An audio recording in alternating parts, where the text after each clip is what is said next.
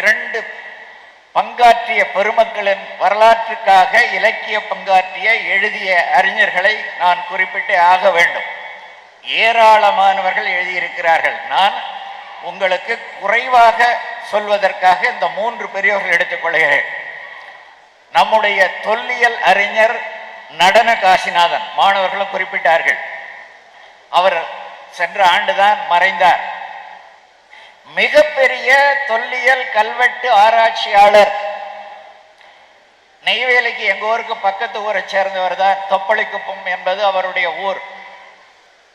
அவர் நம்முடைய இன ஆராய்ச்சியிலே ஆதாரத்தோடு வேறு யாரும் தொடாத தூரங்களை எல்லாம் சொல்லிட்டு அத்தனை ஆதாரங்களையும் கொடுத்திருக்கிறார்.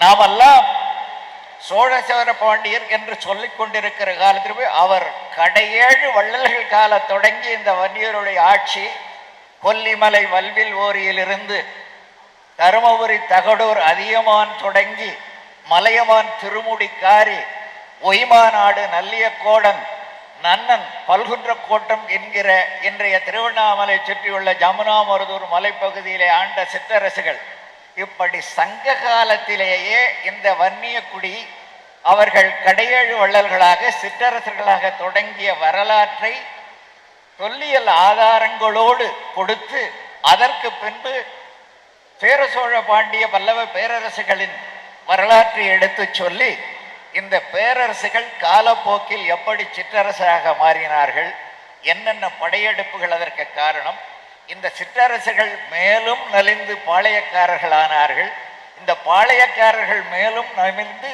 ஜமீன்தார்களானார்கள், இன்றைக்கு எங்கெங்கே அவர்கள் இருக்கிறார்கள் என்று இன வரலாற்றை சங்க காலம் தொடங்கி நிகழ்காலம் வரையிலே கிட்டத்தட்ட ஒரு 15 புத்தகங்கள் எழுதியிருக்கிறார். அதில் குறிப்பிடத்தக்க புத்தகங்கள் வன்னியர், வன்னியர் மாட்சி, வன்னியர் வரலாறு, தென் தமிழ்நாட்டு பாளையக்காரர்கள், வட தமிழ்நாட்டு பாளையக்காரர்கள், காடவர்கோன் கோப்பெருஞ்சிங்கன் முதலிய ஒரு 15 புத்தகங்கள் முழுக்க முழுக்க தொல்லியல் கல்வெட்டு ஆதாரங்களோடு எழுதப்பட்ட நூல்கள். இந்த நூல்களையும் அறிஞர் பெருமக்கள், ஆசிரியர்கள் ஏற்கனவே படிக்காதவர்கள் வாங்கி வைத்து படிக்க வேண்டும். அதற்கு அடுத்தாற்போல் ஐயா பழமலை அவர்களை போன்ற 85 கடந்த வயதிலும் நம்முடைய மரியாதைக்குரிய அச்சமில்லை இறைவன் அவர்கள் வரலாற்றில் வன்னியர் மகாவம்சம் என்று 8 தொகுதிகள் இரவு பகலாக ஆண்டாண்டாக உழைத்து பழங்காலம் முதற்கொண்டு